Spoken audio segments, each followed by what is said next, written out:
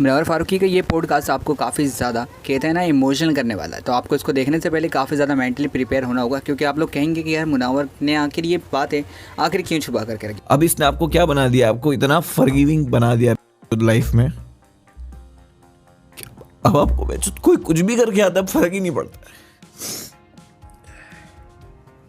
मतलब लिटरली मैं बताऊं तो इस पॉडकास्ट में मुनव्वर के कहीं ना कहीं पुराने जख्मों को छेड़ा गया है।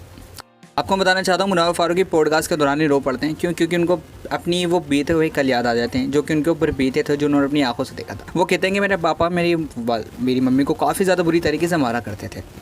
जी हाँ, वो ये कहते हैं कि जब मेरे पापा मेरी मम्मी को मारा करते थे तो मैं बैक कॉर्नर में बैठ करके कहीं ना कहीं ये चीज़ देखता था, और मैं कुछ भी उस वक्त नहीं कर पाता था और ना ही मैं कुछ कर सकता था। लेकिन उसके बाद कहीं ना कहीं फिर इसी हालत में मेरी माँ का इंतकाल भी हो जाता है। फिर उसके बाद कहीं ना कहीं 2009 में मेरे पापा को पैरालाइज अटैक पड़ता है, जिसकी वजह से उनकी पूरी 80% बॉडी पैरालाइज हो जाती है। मुनव्वर कहते हैं मुझे काफ़ी ज़्यादा नफरत होती है, लेकिन मैं ये सोच करके उनको माफ़ करने की कोशिश करता हूँ कि इनके मेरे अलावा इनका है ही कौन। कहीं ना कहीं ये मुनव्वर का काफ़ी अच्छा सोच थी। तो इस बात को सोचते सोचते मुनव्वर अचानक रो पड़ते हैं। और कहीं ना कहीं यार मुनव्वर की ये बातें कहते हैं ना, मुनव्वर के इस जख्मों को नहीं छेड़ना चाहिए था, क्योंकि मुनव्वर ने अपनी पर्सनल लाइफ हमेशा शेयर करी है, लेकिन इतनी ज़्यादा बातें किसी भी पॉडकास्ट में नहीं बताई। तो अचानक से जब मुनव्वर से ये बातें पूछेंगे तो मुनव्वर काफ़ी ज़्यादा इमोशनल रोते पे लगते हुए नजर आए।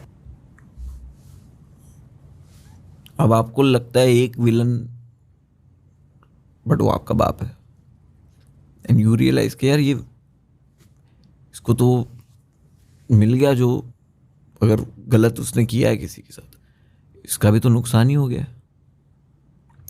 अब इस इंसान से मैं क्या नफरत करूं, क्योंकि इसका भी तो मेरे अलावा कोई नहीं है। तो आप वो बता ही नहीं पाए। अब इसने आपको क्या बना दिया, आपको इतना फॉरगिविंग बना दिया लाइफ में। अब आपको कोई कुछ भी करके आता है, फर्क ही नहीं पड़ता। क्या आप हर चीज को लेट गो कर देते हो?